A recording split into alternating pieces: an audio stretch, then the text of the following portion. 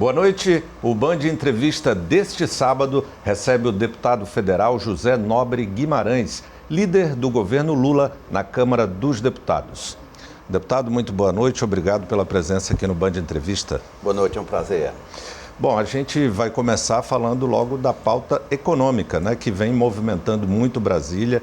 Primeiro, falar sobre o arcabouço fiscal. O que de fato está definido já vai para a sanção do presidente? Mas veja bem, nós tivemos 3 grandes votações do ponto de vista da pauta econômica no Congresso Nacional. Primeiro foi a PEC da transição. Aquela PEC que nós aprovamos no final de dezembro do ano passado, foi ela que garantiu a entrega dos programas que o governo está fazendo agora, a chamada PEC da transição. Nós demos mais de 145 bilhões para o governo reconstruir o programa Minha Casa Minha Vida, o Bolsa Família, reajuste do salário mínimo, farmácia popular, Minha Casa Minha Vida, enfim. Depois veio a discussão sobre a nova política fiscal do país, porque na PEC de dezembro nós derrotamos a tal PEC, o tal teto de gastos, e era preciso se botar no lugar algo mais consistente e sustentável. Foi quando nós aprovamos o regime fiscal, que é o arcabouço. O arcabouço fiscal, a nova política fiscal do país, tem uma centralidade que é controle da despesa e aumento da receita, para que a receita seja capaz de garantir o investimento público e aquelas áreas que são estratégicas, que não podem ter contingenciamento. Educação, saúde, programas sociais, aumentar a taxa de investimento público, porque foi um dos principais problemas do governo que deixou. Nós caímos de 23% do PIB para 17% do PIB. É muito pouco para um país carente de infraestrutura e tudo mais. Então, o arcabouço foi uma grande conquista que nós fizemos.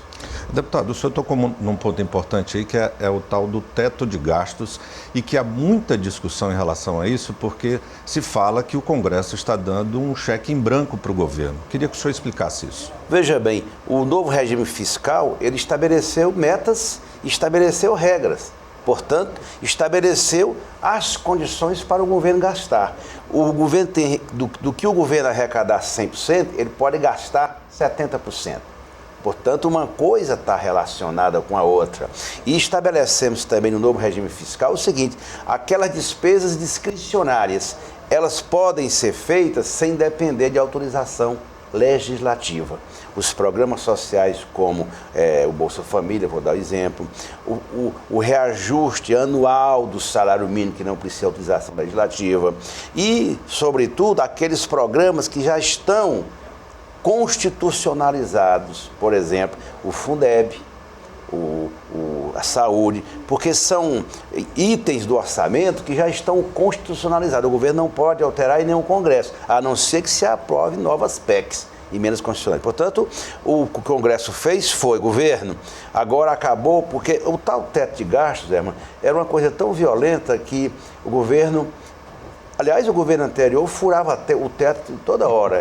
Foi o maior furador de teto que eu já vi. Então, o ex-ministro Paulo Guedes furava o teto toda hora que precisava. Queriam, do ponto de vista... Na eleição, gastaram quase 300 bi. Não tinha teto coisa nenhuma. Entregaram o recurso completamente sem fonte, sem nada, gastaram. E, portanto, com o novo regime fiscal, que agora vai à sanção presidencial, nós concluímos a votação que saiu do Senado na última quarta-feira.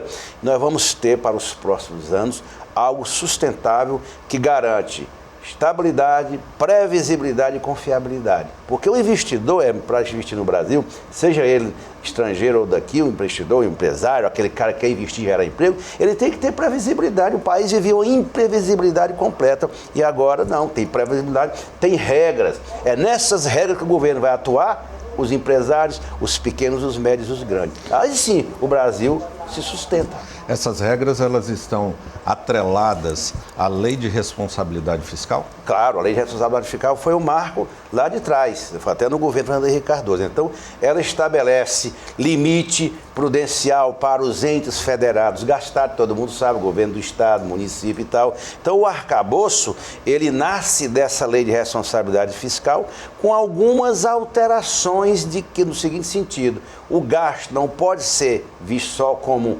gasto e Pronto, não tem não. Tem gasto que é investimento. Por exemplo, você investir em educação.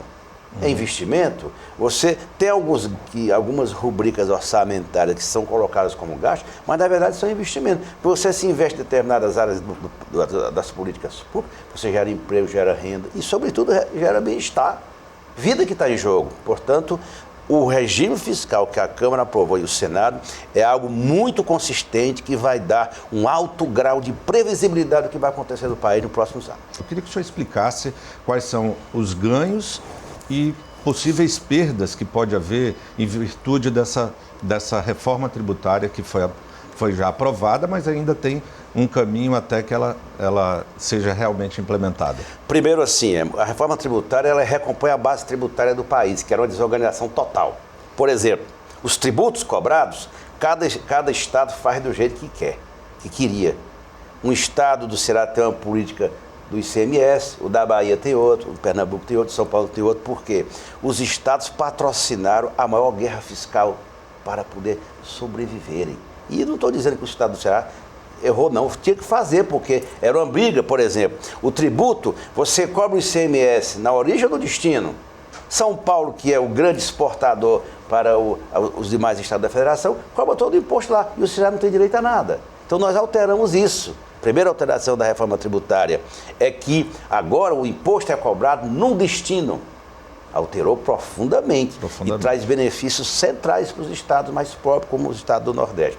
Segundo, a unificação dos tributos. Vai ser o IVA, né? O IVA. O IVA que vai substituir essa parafernália de tributos que existem. Né? O IVA e o IBS, né? Exatamente. São impostos que serão unificados nacionalmente. E, evidentemente, existe uma espécie de câmara de compensação que repassa para os estados e para os municípios. É outra coisa muito importante. Sabe a terceira coisa muito importante? Que aí entra na pergunta que você levantou, as pessoas dizem assim, a reforma tributária vai tirar direito, vai penalizar os mais pobres. Sabe o que está lá? É que os produtos da cesta básica estão isentos. Exato.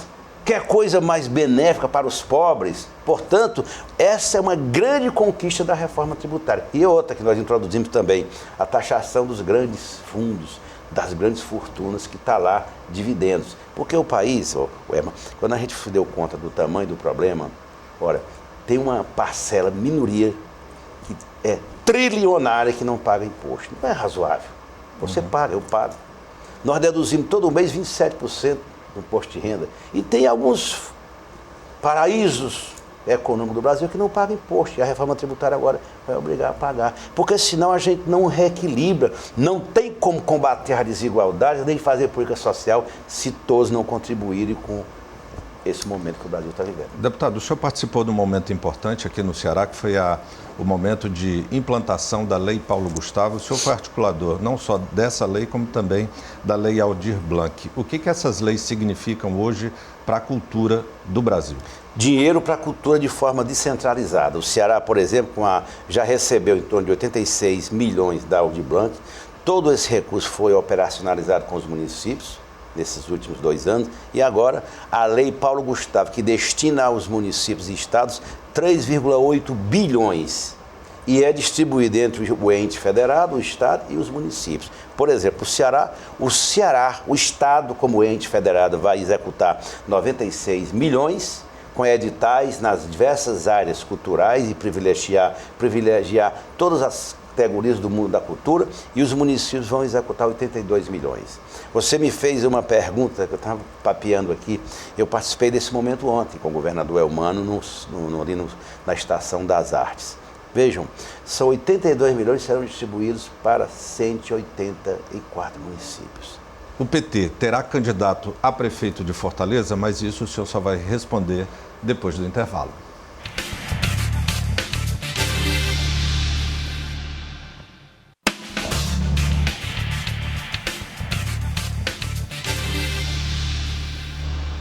Estamos de volta com o Band Entrevista, hoje recebendo aqui no nosso estúdio o deputado José Nobre Guimarães, que é líder do governo Lula na Câmara dos Deputados. Deputado, antes do intervalo, eu perguntei aqui para o senhor se o PT terá candidato próprio a prefeito de Fortaleza. Terá? A minha tese é essa, já conversei isso com a presidência nacional do PT, já farei isso para o presidente Lula. Temos conversado com o governador Elmano, conversado com a nossa bancada federal, o senador Camilo, o diretório estadual e municipal.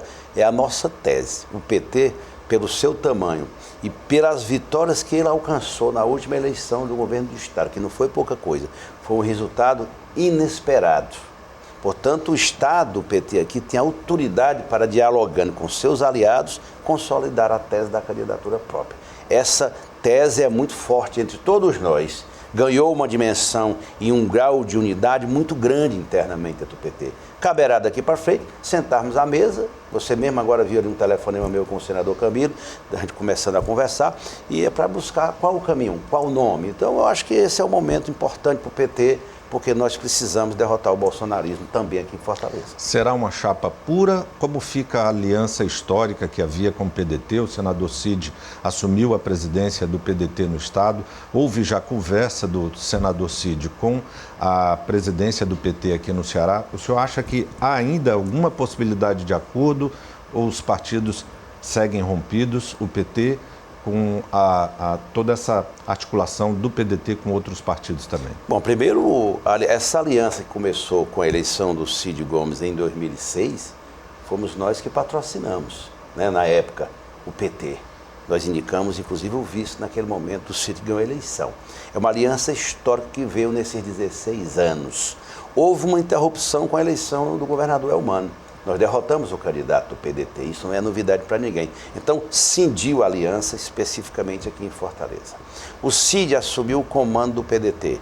Temos dialogado, ele esteve conversando com a direção estadual do PT, esteve recentemente conversando com a presidência nacional do PT.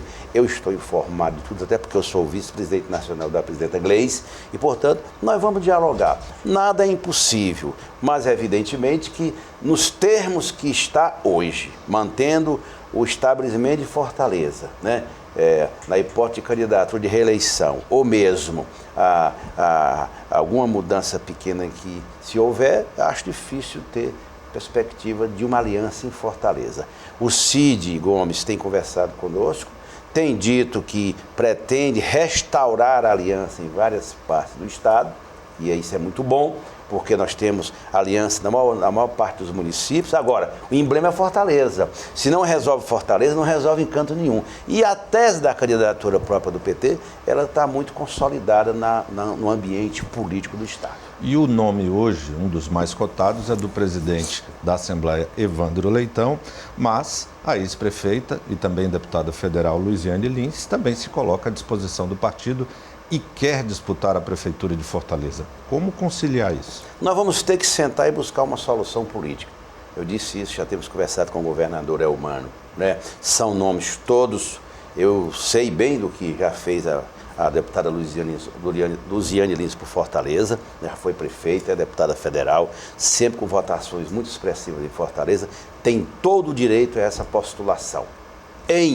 Vindo o Evandro para o PT, ou outras possibilidades, nós vamos sentar, porque tem outros nomes também que podem estar sendo discutidos, né? A deputada Larissa pretende, o deputado Guilherme, são todos que têm o direito de se colocarem. Mas eu acho que o Ceará sabe que houve um processo de unidade muito forte, quase que inquebrantável, na eleição do ano passado, que foi o papel do presidente da Assembleia, o nosso papel do PT, o papel do Camilo, governador na época, licenciado, e o papel, evidentemente, da aliança que produziu a vitória do Elmano, não foi só o PT. Então, o Evandro, o Camilo, o PT, nós produzimos uma vitória extraordinária. Então, não há por que quebrar isso. O Evandro foi e é um militante que contribuiu estrategicamente para a nossa vitória. Portanto, tudo isso tem que ser levado em conta e observado, sem quebrar o cristal, porque quando quebra o cristal não conserta mais. Nós estamos dialogando e vamos buscar a melhor solução, ouvindo a bancada federal, a bancada estadual, e quem comanda é o Diretório Municipal de Fortaleza. Deputado, o que se comenta nos bastidores é que a ex-prefeita, hoje deputada Luziane Lins, ela poderia até ceder, mas desde que fosse indicada pelo PT para uma vaga no Senado. Mas eu acho, porque já ouvi de outros interlocutores, de que a sua candidatura ao Senado foi abençoada pelo presidente Lula. Como é que fica isso? Veja bem, Herman, eu sempre fui um político de projeto. Eu já renunciei em 2014 a minha pré-candidatura ao Senado, que eu queria muito naquela época. Tinha uma unidade no PT muito grande, porque quando o Cid me chamou para apresentar o nome do Camilo, eu declinei. Todo mundo, o Ceará todo sabe disso. Veio agora 2022, Camilo numa mesa, nós tínhamos 3 possibilidades ou 4. Os nomes que poderiam disputar o governo do Estado. Era o nome da deputada Luiziane, o meu nome, o nome do Elmano, em menor escala, falava-se em nome do Fernando e outros nomes. O certo é que o Camilo, com base nos dados que ele dispunha, nos chamou e disse: ó, estou precisando de você novamente. O melhor nome para ganhar é o do Elmano. Eu não quis conversa, fui para a 5ª eleição para deputado federal. E eu tenho um desejo, nós vamos discutir isso na hora certa, pela minha história, pelo trabalho que eu faço no PT. Ninguém segurou a onda mais forte no PT quando ninguém queria se encostar no PT aqui no Ceará, do que eu. Você lembra da Assembleia? O PT do Ceará, claro que todo mundo ajuda, nós temos uma militância extraordinária, mas o PT, eu sou muito humilde, mas o PT do Ceará não seria o que é se não fosse o Guimarães, porque eu sei os momentos difíceis, o Lula preso em Curitiba, que ninguém queria se encostar em nós, né? Não foi fácil, muita gente não querendo usar o broche do PT, porque o grau de agressividade era muito grande. Eu mesmo fui agredido em avião daqui para Brasília, mas nós nunca mudamos de lado. E é esse lado que eu quero testar nas urnas em 2026. Vai dar? Eu vou trabalhar para isso. Se não der, também não vou morrer, não. A vida é assim. Você tem que saber esses momentos. Mas eu quero dizer que essa postulação eu vou defender com muita firmeza dentro do Partido dos Trabalhadores e junto aos nossos aliados. Hoje já dá para avaliar. Qual é a avaliação que o senhor faz do governo Elmano? Começou bem, é um governo de continuidade e está avançando em várias... Porque nunca é assim, é o mesmo governo. O Cid governou 8 anos, o Camilo 8. Então, cada qual no seu cada qual. O Elmano é o governador e ele é que tem que nos liderar, porque ele é o personagem central da política cearense hoje. Claro que os ex-governadores têm peso estratégico. Imagina, o Camilo é uma liderança, é a maior liderança política do Estado do Ceará agora. O Elmano precisa se consolidar como liderança, porque ele é o governador e cabe a ele executar o seu programa de governo. Deputado, a gente tinha ainda muitas perguntas. Há motivo, inclusive, para o senhor voltar aqui para falar ainda de política nacional, né? O nome do ministro Camilo Santana é um dos cotados para a presidência da República, mas infelizmente nosso tempo acabou. Fica aqui o convite para o senhor voltar. Muito obrigado pela participação aqui no Band Entrevista. Muito obrigado à Band Entrevista. O Band Entrevista volta no próximo sábado com o apresentador titular Rogério Gomes, que está viajando. Forte abraço a todos.